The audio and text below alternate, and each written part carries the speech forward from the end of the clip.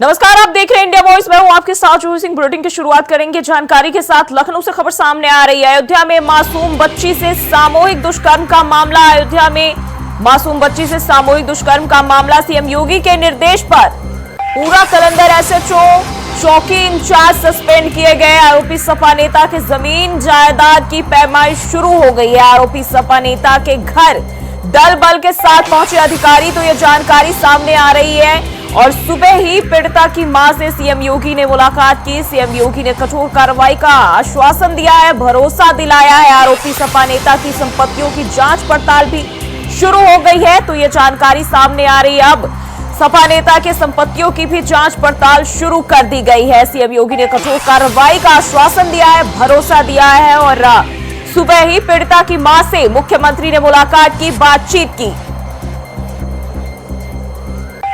और इसी खबर पर ज्यादा जानकारी के साथ विनय मिश्रा हमारे संवाददाता अयोध्या से हमारे साथ जुड़ गए। अब विनय, जिस तरीके से हम देखें, अब इस मामले में मुख्यमंत्री योगी आदित्यनाथ ने संज्ञान लिया है और उनके निर्देश पर एसएचओ चौकी इंचार्ज भी सस्पेंड किए गए हैं। क्या जानकारी मिल रही है इसको लेकर? बिल्कुल, जो ही आपको यहाँ पे बता दूं कि गैंग रेंग का मामला था, इसकी पुलिस ने काफी लापरवाही बरती है और ये मामला जो है लगभग महीने चल रहा था और रिपोर्ट भी बताया गया था। तो इस मामले में जब फूल पकड़ा है और मुख्यमंत्री से मुलाकात को पीड़ित की मां ने दिया है, उसके बाद तो शासन पूरी तरीके से हरकत में आया है। पूरा कलंदर थाने के एसएचओ और चौकी प्रभारी को जो है वहाँ पर निलंबित करने की भी कार्रवाई शुरू की गई है। और सीएम सोहावल को जो है जो मुल्क आरोपी है, इसकी संपत्तियों की जांच के लिए जो है जांच टीम बन गई है। कहाँ पे है, अगर सरकारी भूमि पर उनका कब्जा निकलता है तो उस भूमि पर बुलडोजर भी चलने की प्रक्रिया जो है सीएम योगी ने निर्देश दिए है और पूरी तरीके से अयोध्या प्रशासन यहाँ पे अलर्ट मोड में नजर आ रहा है। जी, जिस तरीके से हम देखिए, जो आरोपी सपा नेता है, बताया जा रहा है उनकी जमीन जायदाद की जांच पड़ताल भी शुरू हो चुकी है। क्या जानकारी है इसको लेकर, क्या खबर मिल रही है? पूरा कलंदर थाना क्षेत्र के जो बच्चे हैं वहाँ पे और इनकी जो केस है की जो जांच जो है राजस्व टीम के साथ में यहाँ पे कर रहे हैं और तो इसकी नाप भी की जा रही है। अगर इसमें कहीं भी कोई सरकारी संपत्ति निकलती है तो उसमें बुलडोजर करने की प्रक्रिया शुरू होगी और अधिकारी इसको जो पूरी तरीके से जो है नाप जोख करने की।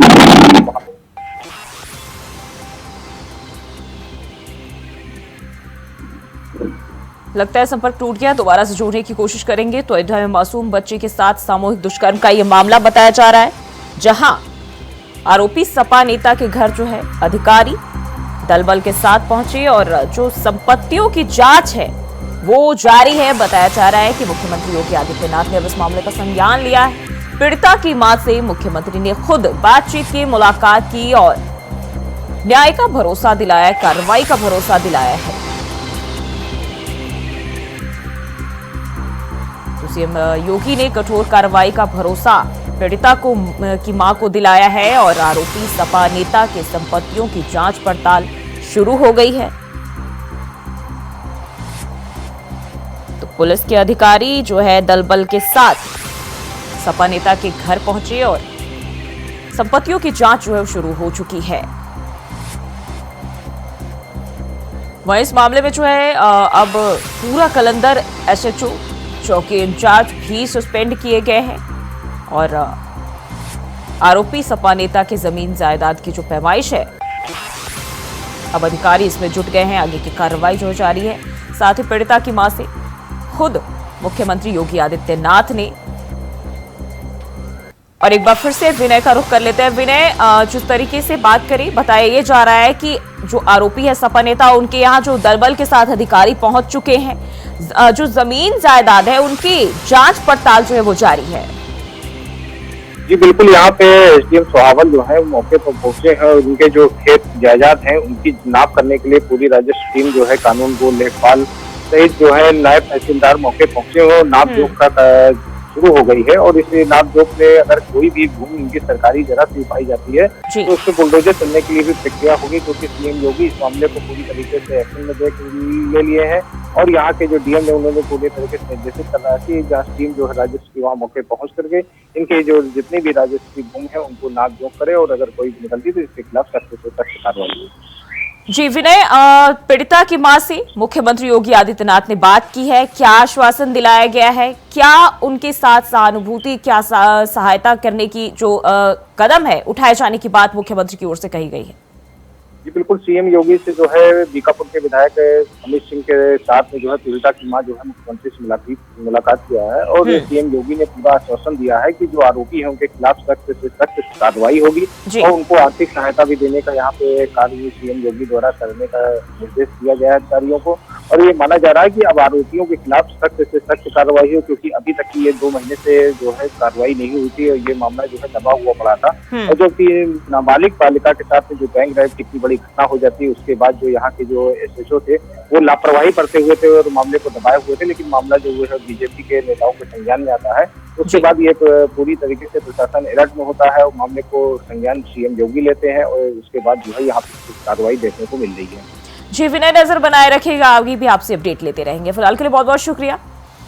तो अभी जो है सपा नेता के यहाँ जांच पड़ताल, उनकी संपत्तियों की जांच पड़ताल जो है शुरू हो चुकी है, अधिकारी पहुंच चुके हैं। और बढ़ते आगे लखनऊ से खबर सामने आ रही, यूपी उपचुनाव को लेकर आरएलडी की कवायद तेज। उपचुनाव में 1 सीट आरएलडी को दे सकती है बीजेपी। तो उपचुनाव को लेकर यह जानकारी, जिस तरीके से आरएलडी 2 सीटों की मांग कर रही थी, लेकिन अब जानकारी आ रही है बीजेपी 1 सीट उपचुनाव में जो है आरएलडी को दे सकती है, जबकि आरएलडी ने बीजेपी से 2 सीटों की दावेदारी की थी। मीरापुर सीट आरएलडी को देने के पक्ष में बीजेपी, मीरापुर सीट जो है बीजेपी आरएलडी को देने के पक्ष में। मीरापुर सीट से विधायक चंदन चौहान बने आरएलडी सांसद। मीरापुर सीट ही आरएलडी को देने के मूड में है बीजेपी। तो लखनऊ से यह जानकारी, अब जो है 1 सीट बीजेपी आरएलडी के हिस्से दे सकती है। बात करें उस सीट की, तो मीरापुर सीट आरएलडी के खाते में देने के मूड में बीजेपी नजर आ रही है। आपको बता दें, पिछले काफी समय से चर्चा चल रही थी उपचुनाव में सीटों के बंटवारों को लेकर, और अब जो है खबर इस पर सामने आ रही है। आरएलडी के साथ अगर बात करें साझेदारी की, तो बीजेपी की ओर से बताया जा रहा है 1 सीट दे सकती है, जबकि आरएलडी की तरफ से 2 सीटों की दावेदारी की जा रही थी। तो ये जानकारी सामने आ रही उपचुनाव को लेकर। उत्तर प्रदेश में 10 विधानसभा सीटों पर उपचुनाव होने हैं और आरएलडी की कवायद इसको लेकर जो है वो तेज हो गई है।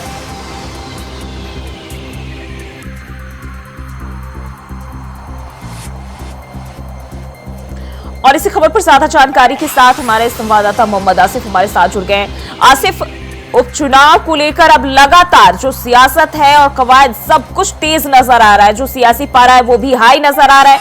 और हम बात करें चुनाव में सीटों के बंटवारे की, तो ना विपक्ष बल्कि पक्ष में भी कुछ ऐसे ही हलचल देखी जा रही है। और अब जो है जिस तरीके से खबर सामने आ रही बीजेपी की ओर से 1 सीट जो है आरएलडी को देने की बात कही जा रही है। देखिए, जिस तरह से यूपी में 10 सीटों पर उपचुनाव होने हैं, इसको लेकर एक तरफ समाजवादी पार्टी तो दूसरी तरफ बीजेपी और उसके सहयोगी दल पूरी तरह से एक्टिव मोड में नजर आ रहे हैं। अगर बात करें रालोद की, तो रालोद जो है बीजेपी से 3 सीटों की डिमांड कर रखी थी और इसी पहलू पर यूपी सीएम योगी आदित्यनाथ से जयंत चौधरी ने मुलाकात भी किया, लेकिन सूत्रों के मुताबिक अब आरएलडी को सिर्फ 1 ही सीट देने के मूड में है। और यह भी सूत्रों ने दावा किया है कि बीजेपी आरएलडी को मीरापुर की बजाय कुंदरकी की सीट देना चाहती है। हालांकि मीरापुर सीट पर रालोद के ही विधायक थे और जिस तरह से अब कुंदरकी की सीट देने के मूड में थी, इसको लेकर भी काफी तेज फंसा था। लेकिन अब पूरी बात तय हो गई है। यूपी सीएम योगी आदित्यनाथ से मंथन के बाद हरी झंडी दी गई है रालोद को और सूत्रों का दावा है कि मीरापुर सीट पर रालोद का प्रत्याशी उतारा जाएगा और प्रत्याशी के चयन को लेकर 2 और 3 अगस्त को बड़ी बैठक की है। 2 तारीख को एक बड़ी बैठक रालोद की तरफ से की गई थी, जिसमें संगठन के पदाधिकारी समेत कार्यकर्ता भी मौजूद है, जिनसे पार्टी प्रत्याशी को जिताने की पूरी तरह से अपील की गई और उनसे किलेबंदी करने के लिए भी टिप्स दिए गए। हालांकि अब यह पूरी तरह से तस्वीर साफ हो गई है। ऐसा सूत्रों का दावा है कि रालोद सिर्फ 1 ही सीट पर चुनाव लड़ेगी। हालांकि आसिफ अगर हम बात करें आरएलडी की, तो ये 2 सीटों की दावेदारी करती आई है। पिछले काफी समय से इसको लेकर चर्चाएं थी कि 2 सीट जो है वो मांग कर रही है। हालांकि बीजेपी सोच समझ के विचार करी उसके बाद, और अब बीजेपी की ओर से बताया जा रहा है कि 1 सीट दे सकती है। लेकिन क्या इससे आरएलडी संतुष्ट होगी या फिर अब आरएलडी के साथ भी नोकझोंक देखी जा सकती है? देखिए, जो है जिस तरह से आरएलडी ने प्रेशर की राजनीति जो है बीजेपी के साथ की, कहीं ना कहीं दबाव बनाने की कोशिश की और 3 सीटों की डिमांड भी की थी। लेकिन अब जिस तरह से 1 सीट यानी कि मीरापुर की सीट रालोद अपने पाले में कर चुकी है, ऐसा दावा किया जा रहा है। लेकिन जो मंथन हुआ यूपी सीएम योगी आदित्यनाथ से, तो रालोद मीरापुर और कुंदरकी की सीट पर अपने प्रत्याशी उतारना चाहती है, क्योंकि रालोद का यहाँ काफी प्रभाव है। और जिस तरह से प्रेशर की राजनीति रालोद की तरफ से की गई, लेकिन सूत्रों ने यह भी दावा किया कि इस पर यूपी सीएम योगी आदित्यनाथ तक से मस नहीं हुए, क्योंकि 10 सीटों पर अपने प्रत्याशी जिताने के लिए यूपी सीएम ने खुद सामान रखी है और वह उपचुनाव की मॉनिटरिंग भी कर रहे हैं। और यही वजह है कि तमाम ऐसे बिल अध्यादेश लाए गए जिससे सरकार की छवि जो है अच्छी बने और किसी चुनाव में फायदा मिल सके। लेकिन अगर बात करें रालोद की, तो रालोद कहीं न कहीं जो प्रेशर की सियासत शुरू की थी, अब बैकफुट पर नजर आ रही है। और सबसे बड़ी बात यह भी है कि अगर रालोद को 2 सीटों पर चुनाव लड़ने की हरी झंडी मिलती, तो कहीं न कहीं बीजेपी की जो सहयोगी दल है, चाहे निषाद पार्टी हो या फिर सुभाषपा हो, यह भी पॉलिटिक्स शुरू कर सकते थे। और बड़े ही जो है तो होशियारी के साथ यूपी सीएम योगी आदित्यनाथ ने फैसला लिया। हालांकि अब जो सीटों की डिमांड रालोद की तरफ से की जा रही, कहीं न कहीं अंदर खाने में तला भी चल रही है। हालांकि ऑल इज वेल तो दिख रहा है, लेकिन जिस तरह से जयंत चौधरी यूपी सीएम योगी आदित्यनाथ, बिल्कुल आसिफ नजर बनाए रखिएगा, आगे भी आपसे अपडेट लेंगे। फिलहाल बने रहिए हमारे साथ, आगे भी आपके साथ रुक करेंगे। तो यूपी उपचुनाव को लेकर जानकारी अब बढ़ते आगे। लखनऊ से एक और जानकारी सामने आ रही है। उपचुनाव को लेकर समाजवादी पार्टी लगा रही पूरा जोर। लोकसभा चुनाव में मिली जीत के बाद कार्यकर्ता उत्साहित, तो उपचुनाव को लेकर अब समाजवादी पार्टी भी पूरा जोर लगा रही है। जिस तरीके से लोकसभा चुनाव में जीत मिली है, उसके बाद से सपा कार्यकर्ता बेहद उत्साहित नजर आ रहे हैं। समाजवादी पार्टी ने अपनी नजर अब उपचुनाव की 10 सीटों पर जमा रखी है और सपा अध्यक्ष अखिलेश ने कार्यकर्ताओं को दिया लक्ष्य। उपचुनाव में कार्यकर्ताओं को सभी सीटने का लक्ष्य दिया गया है। अखिलेश यादव की ओर से कोर के साथ फ्रंटल संगठनों को भी इस कार्य में लगाया गया। सपा प्रमुख उपचुनाव वाली सीटों की खुद कर रहे समीक्षा। सपा ने जमीनी फीडबैक, चेहरों के चयन की प्रक्रिया जो है अब तेज कर दी है। तो उपचुनाव की जोरदार तैयारी समाजवादी पार्टी की ओर से।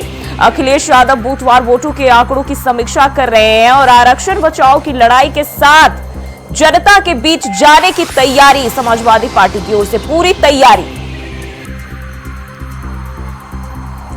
और एक बार फिर से रुक करते हैं आसिफ की ओर। आसिफ, अब देखें हम उपचुनाव की ओर, तो उपचुनाव जो है लगातार नजरों में बना हुआ है। पक्ष विपक्ष सभी अपनी नजर टिकाए हुए हैं और अब इस पर मजबूत विपक्ष के रूप में उभरी समाजवादी पार्टी की भी पूरी तैयारियां देखी जा रही है, पूरी जोर शोर देखी जा रही है। कार्यकर्ताओं में गजब का उत्साह।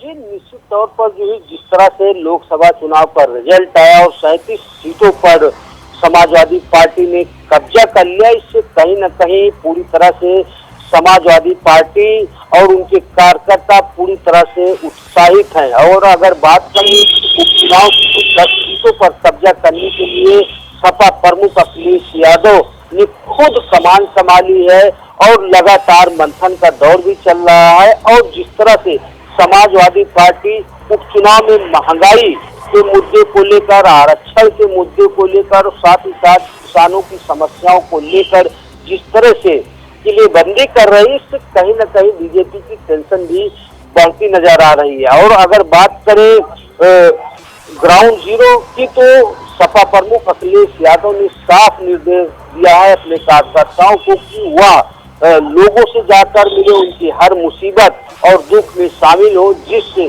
समाजवादी पार्टी के प्रति लोगों का निष्ठा बढ़े और विश्वास बढ़े। और जिस तरह जी आसिफ, उपचुनाव की बात करें, लोकसभा चुनाव की बात करें तो अब पीडीए का फॉर्मूला काम कर गया और अब उपचुनाव में कितना काम करेगा, साथ ही साथ अखिलेश अपने कार्यकर्ताओं को क्या टिप्स दे रहे हैं, क्योंकि 10 सीटें हैं सभी पर सपा की नजरें टिकी हुई है और शायद उम्मीद है कि 10 सीटों पर जो है अपनी बढ़त बना सके। देखिए, जो है जिस तरह से समाजवादी पार्टी प्रमुख अखिलेश यादव चाहे लोकसभा में हो या फिर अन्य मुद्दों को लेकर हमेशा बीजेपी और उनके सहयोगी दलों को घेरने का काम करते हैं। और बात करें अगर 10 सीटों की, तो 10 सीट या 10 सीटें कहीं न कहीं समाजवादी पार्टी की प्रतिष्ठा का भी प्रश्न है, क्योंकि जिस तरह से 2027 का चुनावी रण की तैयारी इस उपचुनाव के जरिए और तेज होगी। और जिस तरह से सपा प्रमुख अखिलेश यादव महंगाई, कानून व्यवस्था जैसे अहम मुद्दों को धार देने में जुटे हैं, जनता को अपनी तरफ आकर्षित करने के लिए हर वह मुद्दा जिससे आम जन प्रभावित है उसे लपक कर पकड़ते हैं और बयानबाजी भी करते हैं।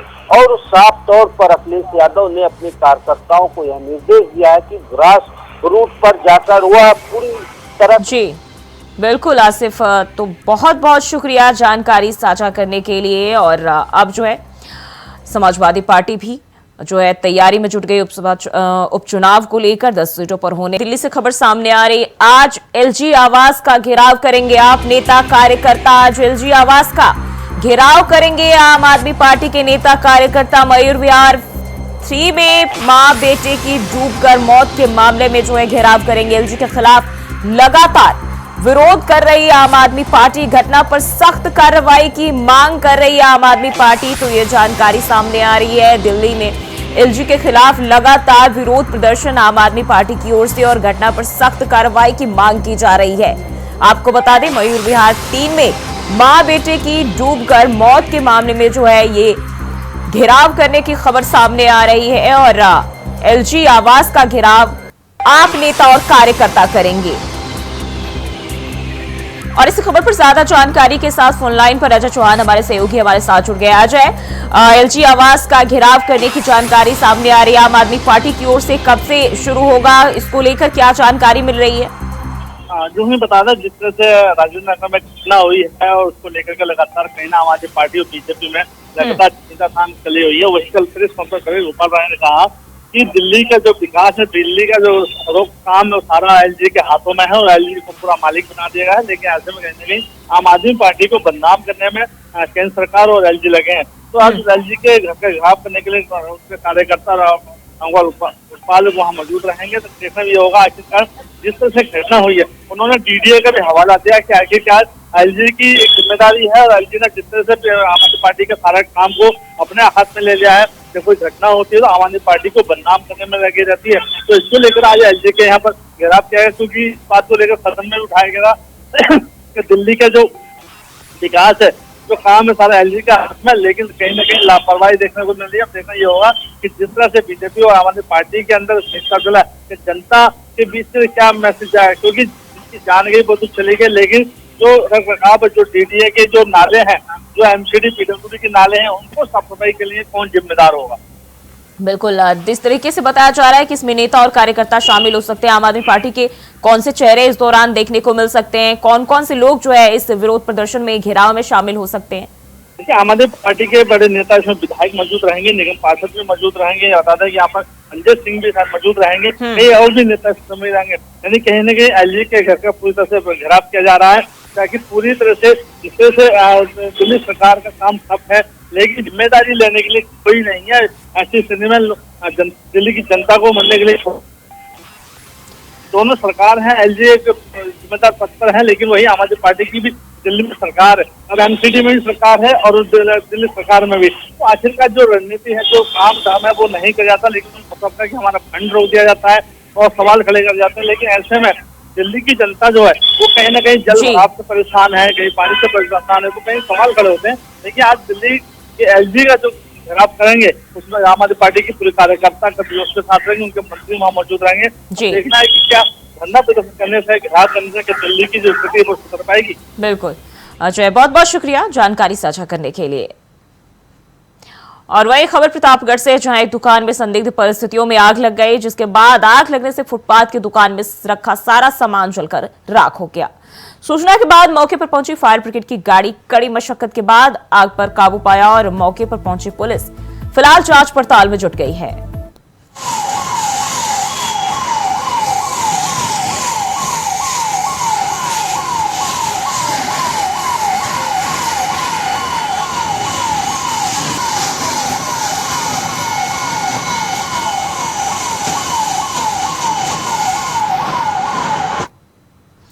और वहीं दिल्ली कांग्रेस महिला कार्यकर्ताओं ने सरकार के खिलाफ विरोध प्रदर्शन किया और दिल्ली के आश्रय किरण आश्रय गृह में हुई मौतों को लेकर दिल्ली के मंत्री आतिशी के इस्तीफे की मांग की है।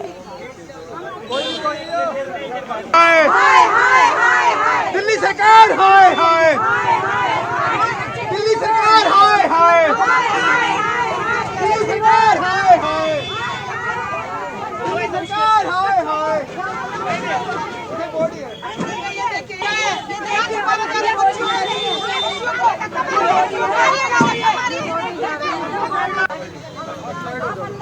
तो आश्रय किरण आश्रय गृह में हुई मौत को लेकर जो है हंगामा देखा जा रहा है और इधर महिला संगठन की ओर से जो है हंगामा ये देखने को मिल रहा है और मंत्री आतिशी के इस्तीफे की भी मांग की जा रही है। और फिलहाल के लिए बुलेटिन में बस इतना ही। खबरों के लिए बने रहे इंडिया वॉइस के साथ।